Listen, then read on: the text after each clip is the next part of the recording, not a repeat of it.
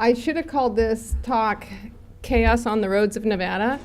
So in the last 4 years, Patty and a group of people, Paul Blackburn is our soil scientist. He's fabulous. He's not here today. Yes, he reads those really boring books, but that Joel alluded to. We have, in the last 4 years, we've collected 577 data points across Nevada developing state and transition models, and those, I'll get into those later, are pretty extensive. And so we have a very robust data set that we're starting to mine, and there's a lot of information in those, and we can talk about those in greater detail at another time. Today I'm just going to kind of give you an overview of where we're at. And we use a process called disturbance response groups, which kind of goes back to what Joel was talking about on what scale are we going to develop things. We work at the MLRA scale when we are developing state and transition models. When we go into model to develop state and transition models for ecological sites, we do a whole MLRA at a time. We don't do any scale smaller than that. So we're going to start there. So this is Nevada, this state here. This is an MLRA map. We have been working in MLRA 25, this one here, 28B and 28A, this little slice of 28A, and 24, and now we're in 23 and we're in 26, and I understand we'll be in 29 and 30 shortly. So we're going to do the entire state of Nevada sometime within the next 5 to 6 years. We'll have her finished. So we've, in 25, there's over 7 million acres. 28A and B together, there's over 7.2 million acres. In 24, there's close to 7 million acres. So it's a lot of ground. A lot of it does not have paved roads or dirt that's even considered a road. So there's a lot of dirt, but it's not roaded. There is, on the books today, there are 69 upland ecological sites in 24, over 160 in 28B, and this little slice of 28A, and 54 in 24. And that just speaks to the diversity of the landscape, the number of ecological sites you'll see there. So I want to talk about landscape scale issues. You heard Joel say that ecological sites are the unit for planning. And I agree with that until you start talking about some of the disturbances we see in Nevada, or some of the species that BLM may have to deal with, or some of the other land management agencies that are landscape scale species like sage grouse. So one of the issues that we deal with quite often in the Great Basin world is wildfire. And if we just look at 2012, and you look at the acres that burned, just in MLRA 23, we were at 800,000 acres that burned in just that 1 year. And then you look at the other MLRAs, 80,000, 145,000, almost 108,000, and just look at the mass amount of wildfire that you have to rehab. Are you going to do that at the ecological site scale? Are you going to pull out a map, make an ecological site map, and say, I'm going to make a species, a seeding list specifically for each ecological site within that burn footprint? Don't we wish? Not going to happen. I guarantee you it's not going to happen. So let's talk about sage grouse a little bit. I'm just going to throw out some of the big issues we're having to work with right now. So this is Nevada. This is kind of hard to read, but this yellow here is their critical habitat area, or their irreplaceable habitat is what that says right there. So we'll look at the yellow. There's a lot of it, and this is 23, this is 25, MLRA 25. If you look up here, this is Oregon. This is primarily MLRA 25 in this corner. So you start looking at that, that's core habitat, the yellow. So we've got some landscape scale issues, pretty significant ones with that particular bird. This is a fire that happened in 2012. That fire doesn't really care about jurisdictional boundaries. So this is the Oregon-Nevada line right here. This was the Holloway fire, and then this was the Long Draw fire. This one is up in Oregon. These two fires became one. And in the course of that, they burned over 1 million acres together. We're going to rehab that by ecological site? Not going to happen. Okay, and then you run into just the problems of this fire here ended in August, middle of August. The fiscal year for BLM ends into September, and they have to spend their money. So, you know, the Washington office is telling them, we want your seed list, we want your rehab plan for 1 million acres. That's a little difficult to deal with in and of itself. And so there's a lot of problems with just this concept of having to get landscape scale, huge, massive landscape scale plans done in a short time frame.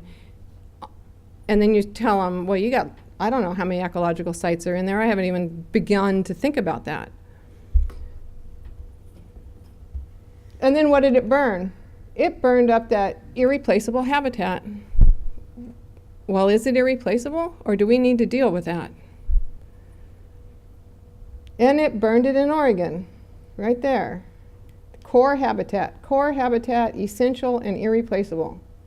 2 MLRAs, 2 states, multiple BLM offices, and budgets that are under a time constraint. The challenges are big. They're really big. And after that fire, we were all fascinated and horrified and on edge when that fire burned, and it was maybe 2-3 weeks after that fire was over, maybe not even that long. My phone was ringing. Where is the state and transition models? Can you help us?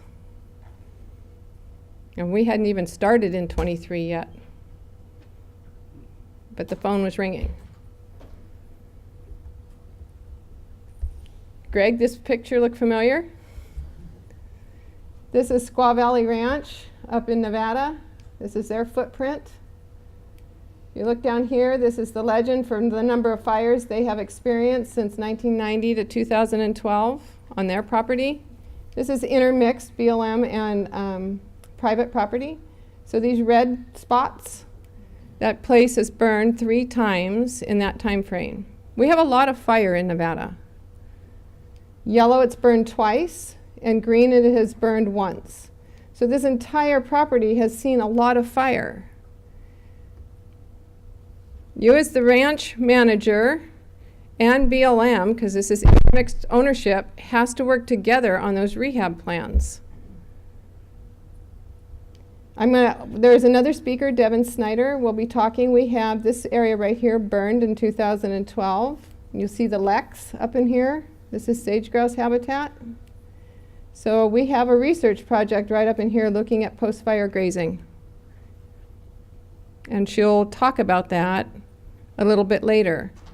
I'm not going to get into the specifics, but I can guarantee you that the grazing is not being managed at the ecological site scale, and the rehab is not being done at the ecological site scale. So what are we going to do on these large landscapes?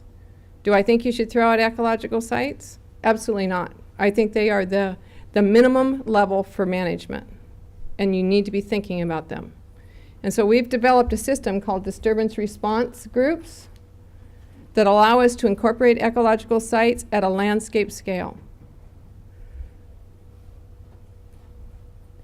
So what we do is they are a group of ecological sites that respond similarly to disturbance. And you can write your disturbance out here: to fire, to grazing, to drought, to arogomoth, to multitudes of those that you want to combine.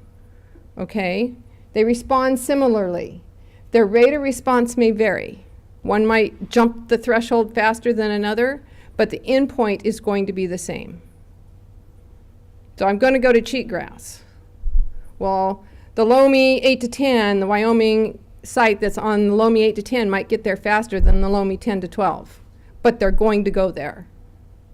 Okay? So the endpoint is the same. So essentially, the state and transition model, the box and arrow diagram, looks the same. We're going to deal with the little minor differences in the rate of change in describing those ecological dynamics when we write up those models. But from a landscape scale perspective, they're going to cheatgrass. And we can tell you that at the landscape scale. We're not going to get lost in the weeds on how fast they're going to get there. Okay? So I'm going to assume that this audience knows this box and arrow diagram, and I'm not going to get into it. okay? But the one thing I always point out, because people get lost in always thinking about just vegetation, is that the state and transition model is based on processes. It's based on ecological processes, and vegetation is just the indicator of what's happening there. So the way we do this is we assemble a core team, and the people who are really important to that core team is your soil scientist, and he has got to be an experienced soil scientist. He has to know the area, okay? He's got to be really, really familiar with his shovel, and he has got to have mapped a lot of country. And then you need to have people like Patty Novak, who really, really know the area and who have spent a lot of boot time on the ground in the area that you're going to work in. That's really critical. If you don't have, you need journeyman level people. You cannot turn out the youngsters and go have them do this work. I think it's important to bring them along with you so that they learn the process. You invite others to participate. Those would be the youngsters. And you also invite others who may work in the area. We always invite our BLM offices, our Forest Service offices, anybody else who wants to come along. But it's important to us to have BLM because that's our major public land management agency in Nevada. If we're in their area, in their district, we'll have Cody is part of our team in the Ely district. His insights into what goes on out there when they have a burn or they go out and they do a treatment, he's going to talk to you guys about those responses that they see. That's really important to us to go look at those. We teach the state and transition modeling concepts to the core team. We teach them in the office. Sometimes soil scientists have never heard about a state and transition model. So we go over that in detail before we go to the field with them to make sure they understand what we're looking for. We're not looking for them to just dig a hole and describe the pit. We're looking for them to talk to us about what they see in the dynamic soil properties, those properties that can change at the surface that may change what that plant community response is to disturbance. That's what I want them to talk to me about. And once they're engaged in that, the amount of information you can get out of them is more than I could write a book about, let me tell you. It is really, really enjoyable to work with people like that. Once you engage them and they realize that they're free to think outside that taxonomy box, that really boring book, it gets really exciting to work with those guys. So I have a team. This man here is Paul Blackburn. He's going to retire, and then when he retires, I'm hoping that the 1,000-page manuscript we're just finishing up for BLM on state and transition models for their district, the Ely district, will have captured his knowledge. Because let me tell you, he's mapped soils for 40 years in Nevada. And we have tried our best to download that brain. And he'll go out on Saturdays when we're not with him, and he'll send me photos and notes and say, you know what, I disagree with you. Or I proved you wrong, and here's the picture. So, he is super. So what is process-based thinking? You guys, when you're out there on the ground, just remember that understanding what you're seeing is created by the functional capacity of the ecological processes that are at work on that site. Don't just be thinking about the plants. Think about what the plants are engaging in. Okay, so the state and transition model describes those ecological dynamics. I do not know what's going on up here, but it's running itself. Describe ecological dynamics. So that would be infiltration rates, nutrient cycling, energy capture, soil erosion, wind erosion that goes on. Think about process. It's a rate and time question. There's lots we could list up here. But those are the things we capture, okay? And that's what's going to drive the plant community. What's happening? And when you're doing restoration, are you just putting a box of plants back on the site, or are you trying to restore process? Because if you don't restore the process, you have a temporary fix, okay? So you need to know that. How do certain species respond to certain disturbances? How do they respond to grazing? And is grazing just grazing? If they are grazed in spring versus fall. Okay, think about those things. If they're grazed the year after fire versus 2 years after fire versus 5 years after fire. How do they, if they burn in June versus if they burn in July, versus if they burn in September. There's a multitude of these interactions that you have to start wrapping your head around. That's why the 577 data points that we have looked at is not enough. And we just keep building that database. And so the gray-haired guys you can get out in the field with, and women who have walked a lot of rangelands and have observed a lot of rangelands, do not discount that. You need to download those brains. So we talk about resilience. Resilience is really, at the base level, is a function of climate, soils, and then the plants that grow in those climates and soils and landforms. And that's why MLRAs are really important. There are differences by MLRA. I'm going to go past that one. If you have range sites that have been developed, you can use them to describe reference. It will describe the landscape, the climate, the soils, the plants, the production. That can be your basis. If you don't, when you are out developing a new ecological site and you're working with the soil scientists, you can start the process with reference. The team, our team, this thing is, you guys are going to have fun with this. Our team analyzes each site and determines how it responds to disturbance, and then we group them. So we take each ecological site that we've worked on and we group it into a group and say, this group responds to disturbance the same. So we may have multiple. We may have up to 10 or more ecological sites in one group. This grouping process is the building block for developing state and transition models. We will develop one state and transition model for one group, and then we go out and we field test that state and transition model. It is based on the group, it is based on the ecological site that typically has the most acreage mapped for the group of ecological sites. We need to get a technology person in here to fix this thing.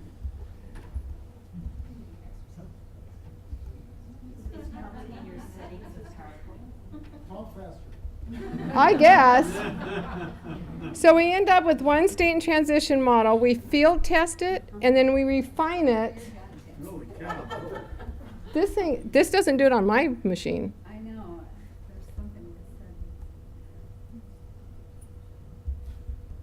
Let me see where I can get to. So let me just go to here. In MLRA 25, we ended up with 12 disturbance response groups when we started with 69 ecological sites. So we ended up actually with 12 models. These can be spatially displayed across the landscape. In 28B and A, we ended up with 32 disturbance response groups. We had 310 field notes that lay underneath that. Tanzam, you might be able to hit escape, and when you're not actually showing the PowerPoint as a PowerPoint, you might have more control over it. Just get back to escape. Get back to that. Well, let me just keep going here for now so I can get done. And in 24, we had 54 ecological sites with 11 disturbance response groups. So this is what a disturbance response group looks like spatially. This is MLRA 24, that's the outline. And this is two different disturbance response groups. Disturbance response group 1, which is the Wyoming sage type. Loamy 8 to 10 was the modal. It's over 1 million acres, so it's all this reddish color.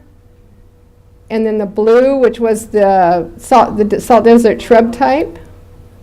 And it's mapped across here. So you can see how useful this would be if you had a fire, say right in here. You would know that you were dealing with a Wyoming sagebrush land cover type and a salt desert shrub type right through here immediately. Just based off of this, you would have two models that you would be dealing with, and you would have an expectation. It burned, this is where it's going to go. okay? Instead of dealing with multiple, all of these ecological sites.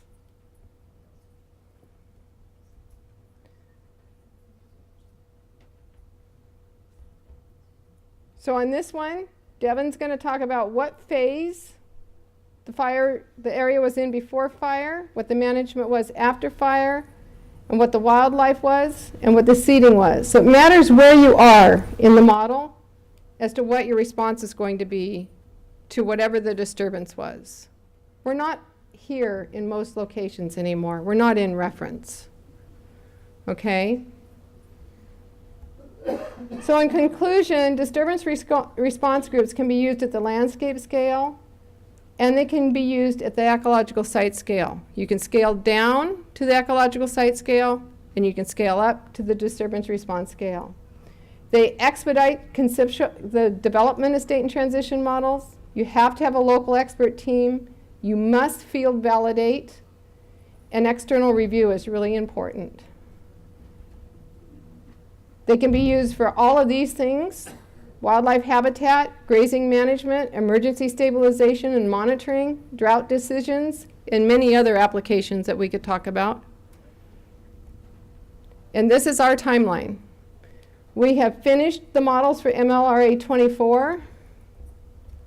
No, you're not going to do this to me.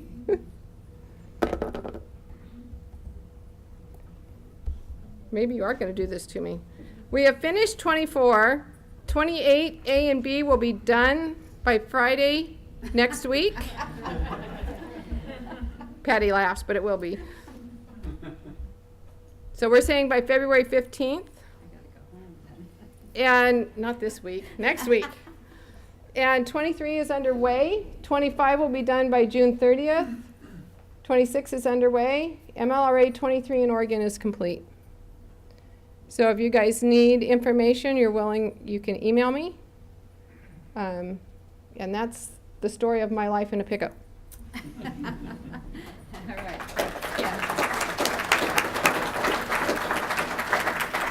All right, thanks, Tamsin.